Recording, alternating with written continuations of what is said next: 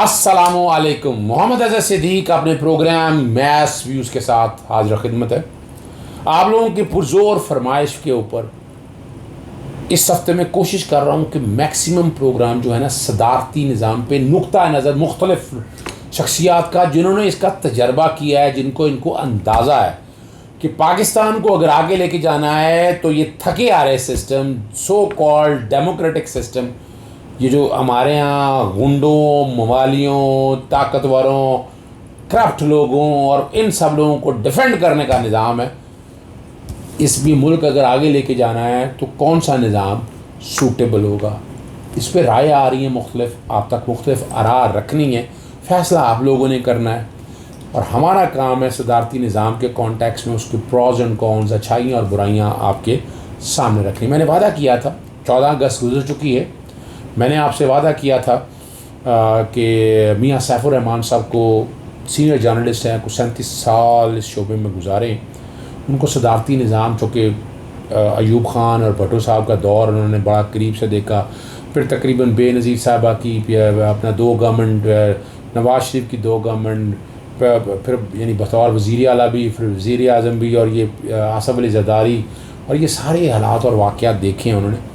ہم چلتے ہیں جناب میاں سیف الرحمان صاحب کی طرف، اور بہت شکریہ میاں سیف صاحب، آپ نے مدعو کیا مجھے. میاں سیف صاحب آپ سے پہلا سوال ہے جناب. آئین پاکستان 1973 میں جب دیکھتا ہوں، ہے تو ایک اچھا کوشش کی، ایک سوشل کانٹریکٹ ہے، ایمانی معاہدہ ہے، بتایا گیا جناب انتظامیہ کے یہ اختیارات ہیں، مقننہ نے یہ کرنا ہے، عدلیہ نے یہ کرنا ہے، صوبائی اسمبلیوں کا یہ رول ہے، وفاقی کا یہ رول ہے، سینٹ کا یہ رول ہے، ہمارے یہاں لوکل سیپریشن آف پاورز کا پورا سارا کنسیپٹ موجود. اور جب اس کو میں بیٹھ کے دیکھتا ہوں تو میں خود جو ہے نا، میں خود دیکھتا ہوں کہ اس جمہوری نظام نے، یہ سو کالڈ جمہوری نظام یا یہ آئین پاکستان 1973 اچھا متفقہ آئین تھا، آئین ہے سوری، لیکن وہ ڈلیورنس نہیں دے سکا. آپ کیا سمجھتے ہیں کہ پاکستان میں جو صدارتی نظام، اچھا چلیں اس سے پہلے آپ ذرا پرانی تاریخ کے حوالے سے، ایوب خان صاحب اس کے حوالے سے جو صدارتی نظام کے بارے میں آپ ایک رائے رکھتے ہیں، پہلے آپ اس پہ بات کریں. ہاں، اس میں دیکھیں آپ نے بڑا اچھا کہا کہ جی ایک تھکا ہارا نظام. میں سمجھ رہا ہوں کہ واقعتاً اگر کوئی بھی دستور یا کوئی بھی آئین یا کوئی بھی سیپریشن آف پاورز کا کنسیپٹ اگر عوام کو کوئی ان کو بددلی سے نہیں نکال سکتا، ان کو شراکتی نظام کا، ان کی شراکت کا انشور نہیں کر سکتا، اور ان کے روزمرہ کے معمولات میں ان کو آسانیاں نہیں پیدا کر سکتا. دیکھیں میرا کنسیپٹ کیا ہے، میں کہتا ہوں، لوگ کہتے ہیں جی اکنامک انجن کون ہے؟ عوام ہے. آپ، میں، ہم سب لوگ، یہ جو آپ کے بچے ادھر کام کرنے والے، ہم سب لوگ مل کے اپنے اپنے کام کر رہے ہیں، ہم اکنامک انجن ہیں. ہمیں حکومت جو ہوتی ہے، حکومت وقت صدارتی ہو یا پارلیمانی، وہ ایک انیبلنگ انوائرمنٹ دیتی ہے. وہ کہتی ہے کہ چلو بھائی ہم نے آپ کو پورا سارا سسٹم دے دیا، باہر کے ملک سے آپ کو تحفظ چاہیے، یہ ہے، اس کا تحفظ چاہیے، قانون کا تحفظ چاہیے، یہ پورا سیٹ جو سسٹم ہے ان پلیس آ جاتا ہے. آگے آپ اپنے اپنے کام کریں. ہو یہی رہا ہے کہ ہم نے نظام تو بہت بنا لیے، اور میرا خیال ہے ہمارے ہاں کیا کنسیپٹ رہا ہے جو میں دیکھتا آیا ہوں لا میکنگ کے اندر ہمارے ہاں، کہ ہم نے بڑی بڑی کتابیں نکالی، پڑھ لی، کوئی ویسٹ منسٹر ڈیموکریسی کا ماڈل، کوئی فلاں ماڈل، اور اس کو بڑے بڑے کتابوں میں دفن کر کے اور پھر بنا کے اور چند ایک ایکسپرٹس بنا لیے. ہمارے ہاں پہ شریف الدین پیرزادہ بھی بڑے آئے جو لا کو کوئی ایک ایسا اسی آئین کی جو شکل بنانی ہے جدھر مرضی مروڑ دیا، وہی میں کہہ رہا ہوں کہ قانون کا وہ کوئی ایسا ایک کوئی آسمانی نظام بنا لیتے تھے. وہ بڑی مشکلات سے دیکھیں. اب وقت ہے کہ ایکشن موڈ میں آنے کا. واقعی میرا خیال نکلیں ان چیزوں سے، اس میں تجربات سے نکلیں، میرا خیال ہے ایکشن موڈ میں آئیں. اس میں بڑا انسپائر ہوں. اس میں یہ نہیں کہہ رہا کہ ان کا نظام کی اپنا کلچر ہے ان کا. میں چائنا 3-4 مرتبہ گیا، ایک دفعہ میں وزیر اعظم سے ہمارے ان کے ساتھ بھی گیا، اور وہاں کے نظام میں وہ اکثر ایک بات کہتے ہیں. اب انہوں نے شروع تو بالکل کمیونزم نظام سے ہوئے، بعد میں انہوں نے وہاں ایک باقاعدہ سرمایہ کاری کی، پرائیویٹ انٹرپرائز کی اجازت بھی دے دی.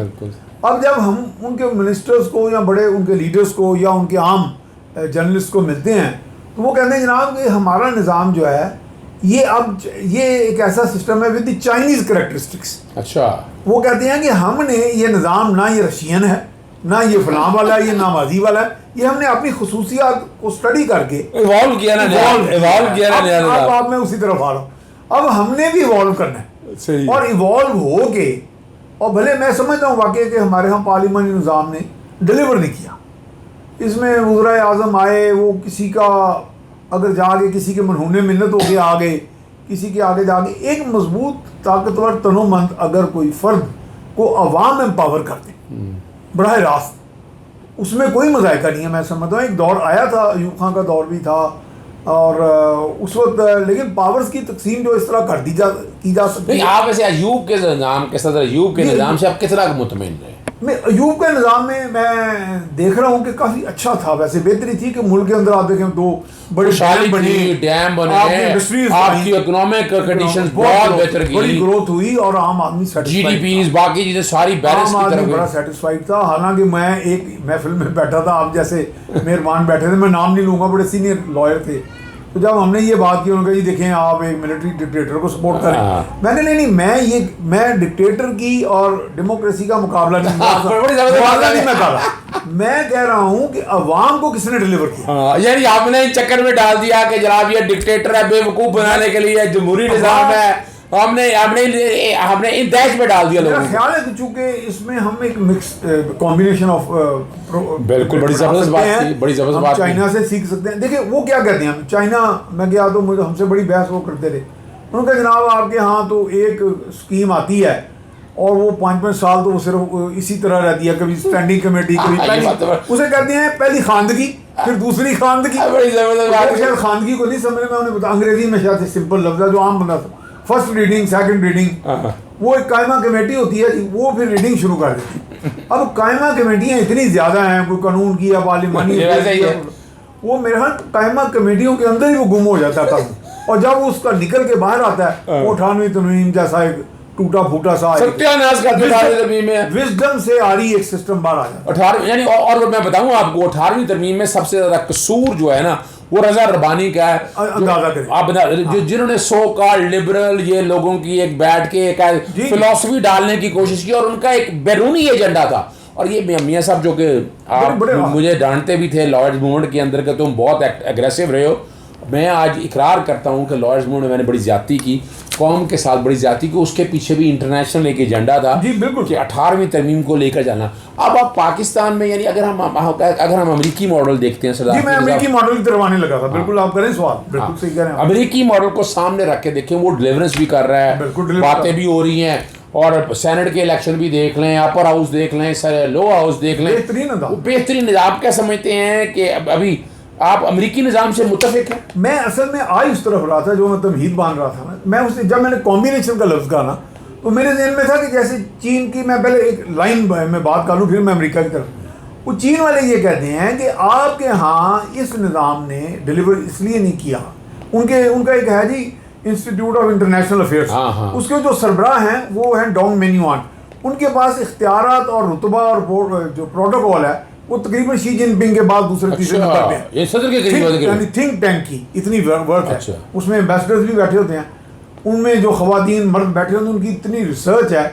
یقین کریں وہ مجھے پوچھنے لگے آپ کہاں کے رہنے والے ہیں، میں کہا جی میں لاہور کا رہنے والا ہوں. ان کو لاہور کے موسموں کا پتا تھا، ہمارے کھانے پینے کی عادات. میں آپ کو بتاتا ہوں، ہمارے دوست ہیں بڑے اچھے، میں ان کی یعنی وہ چائنیز ہیں، یہاں پہ اسٹریٹجی بنتی چائنیز ہیں. آپ امیجن کریں سوشل میڈیا پہ جتنے لوگ ہیں اس کا انہوں نے ہر ایک کے بارے میں پتہ ہے جس ٹاپک میں. اچھا اس ٹاپک پہ ان کی ریسرچ اتنی ہے، میں حیران ہوں ہمارے اپنے لوگوں کی ریسرچ اتنی ہے. انہوں نے کہا جی آپ کے یہاں اس طرح ہے، میں نے کہا جی ہے بالکل ہے. اور میں بڑا حیران ہوا، نے کہا جی ہم اسٹڈی کرتے ہیں، پڑھتے ہیں، دیکھتے ہیں، سیکھتے ہیں. اب آپ سے بھی ہم بات کر رہے ہیں، کچھ آپ سے سیکھیں گے، پھر ہم اور لوگوں سے پھر بعد میں اس پہ ڈسکشن کریں گے. یہ وہ کہتے ہیں کہ آپ کے یہاں اس سسٹم نے اس میں ڈیلے بہت ہے. یعنی آپ دیکھیں نا دنیا جا رہی ہے فاسٹ ٹریک پہ. بالکل جیسے بھی ہم غیر رسمی بات کر رہے تھے یہاں بیٹھنے نہیں، پروجیکٹ لگانا ہو، ایک پروجیکٹ لگانا ہو، فیزیبلٹی لگانی ہے، PC1 بننا ہے، میں 4 سال 2 سال کہیں نہیں گئے. اس لیے وہ کہتے ہیں کہ جس طرح صنعتوں میں کئی ٹیئرز درمیان میں سے نکال دیے گئے ہیں، تو یہاں پہ جو آپ کے ایڈمنسٹریشن کے فیصلہ کرنے کے عمل درآمد کرانے کے درمیان جو اتنے ٹیئرز ہیں، اتنے پارلیمانی کمیٹیاں ختم کریں، یہ سارا سسٹم ختم کر کے دیکھیں تو بہترین ماڈل بنے. یعنی آپ اس کا مطلب ہے آپ بھی صدارتی نظام کی فیور، اس میں ہم انسپریشن اور گائیڈنس لے سکتے ہیں امریکن سسٹم سے. بالکل بڑا کامیاب جا رہا ہے. لیکن دیکھیں بہرحال آپ جیسے جینیس لوگ یہاں بیٹھے ہیں ہمارے یہاں، اور نیت والے لوگ ہیں ماشاءاللہ, شکر ملک سے کمیٹڈ ہیں, محب وطن ہیں, آپ اس کو ٹیلر میڈ کر سکتے ہیں, کسٹمائز کر سکتے ہیں اپنے ملکی حالات میں, بالکل ایوالو کر کے, جیسے چائنا نے اس کو ایوالو کا لفظ نہیں زور دے رہا ہوں کہ میں یہ نہیں کہتا کہ آپ بالکل ہی وہی کر لیں جو شی جن پنگ چاہتے ہیں, یا بالکل وہ کر لیں جو اپنی انوائرمنٹ کے مطابق دین اسلام کو سامنے رکھتے ہوئے اور ان چیزوں کو, وہ تو ہمارا مرکز. پھر تو میرا جان ناظرین دیکھیں بڑی زبردست بات کی ہے ابھی تک, باقی پروگراموں میں شاید نہ بات ہے, لیکن ایک اچھی رائے یہ دی ہے, موقع آ گیا ہے اور ہم وزیر اعظم پاکستان عمران خان سے گزارش کریں گے کہ اس پہ تھنک ٹینک, بڑے لوگ نہیں چاہیے اس پہ, ایسے ریسرچ بیسڈ لوگ, جیسے صاحب آپ کے سامنے ہیں, انہوں نے بڑی ریسرچ کر کے چیزوں کا, ان کے فنگر ٹپس کے اوپر چیزیں موجود ہیں, اس پہ ایک تھنک ٹینک بنا کے کہ پاکستانی اس سسٹم کا حل کیا ہے. جمہوری نظام فیل ہو چکا ہے, اس میں کوئی شک نہیں ہے, تو اس کا ایک رائے جو دی ہے نا آپ کے سامنے, وہ رائے یہ رکھی ہے کہ اس کا ایک ایسا نظام لایا جائے, اس پہ تھنک ٹینک بیٹھے, وہ ایک اسٹریٹجی بنائے, ایک ورکنگ پیپر بنائے, ورکنگ پیپر بنانے کے بعد کہ اس کا ایک سوشل کانٹریکٹ یا آئین کیا ہونا چاہیے, آئین میں ڈویژن آف پاور کیسے ہونی چاہیے, کیسے سلیکشن آنی ہے, کیسے سینیٹر منتخب ہونا ہے, کیسے صدر پاکستان ہے منتخب, صدر نے پھر کیسے کام کرنے ہیں. یہ کوئی مشکل کام نہیں ہے, آپ ان کے یعنی بیٹھ کے اگر یہ تھنک ٹینک بیٹھے اور آج سے اگر یہ کام شروع کر دیں, 14 اگست کے بعد, اب جیسے 14 اگست گزر گئی ہے, اب آپ یہ شروع کر دیں, اور آپ لوگ ہیں جو عام ناظرین ہیں جو بات دیکھ رہے ہیں, یہ آواز اٹھائیں اس چیز کو سامنے رکھتے ہوئے, تو ہم سمجھ سکتے ہیں ہم بہتری کی طرف چلے جائیں گے. میاں صاحب کوئی اور بات اس میں کرنا چاہیں پروگرام ختم میں یہ سمجھتا ہوں اس قوم کے اندر اتنا ٹیلنٹ ہے, اور وہ کچھ محرومیاں بھی ہیں, اور محرومیاں کس وجہ سے ہیں وہ آپ جانتے ہیں, وہ استثالی قوتوں کی وجہ سے, اور ہم خام خواہ بلیم گیم سے نکل آئیں.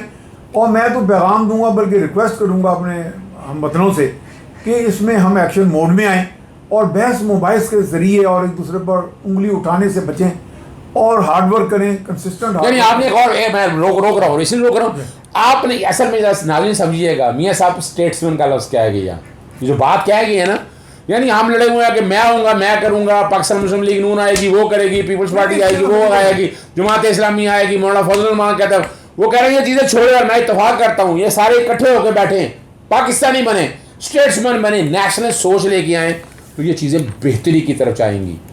آپ کے سامنے یہ سارے حالات اور واقعات رکھنے کا مقصد ہے کہ آپ تک پوزیشن میں کلیئر کر سکوں اور آپ کو بتا سکوں. دیکھیں میں مجھ سے پوچھتے ہیں, میں صدارتی نظام ہوں, میری رائے کو مت فوقیت دیجیے گا, مت اہمیت دیجیے گا, کوئی فرق نہیں پڑتا اس سے, لیکن آپ تک یہ چیزیں لا کے آپ کا کام بھی ہے, کچھ سجیشن دیں, کمنٹس دیں, کوشش کریں گے ہم چیزوں کو آگے کی طرف لے کے جائیں, بہتری کر. ہمیں پاکستان سے پیار ہے, اس نے دیا ہے, اور میں یہاں ایک تعریف کرتا ہوں پروگرام ختم کرنے سے باخدا, جب وہ چیز پاکستان کے فون آتے ہیں, میری آنکھوں میں آنسو آ جاتے ہیں اس وقت سنتے, ان کا جذبہ اور ولولہ دیکھ کے میں کسی وقت میری آواز نہیں, میرے سے بات نہیں ہوتی, اور کئی دفعہ میں جواب نہیں دے سکتا. پاکستان کے اندر رہتے ہوئے اور پاکستان سے باہر رہتے ہوئے لوگوں کا بہت جذبہ رکھتے ہیں, درد دل رکھتے ہیں.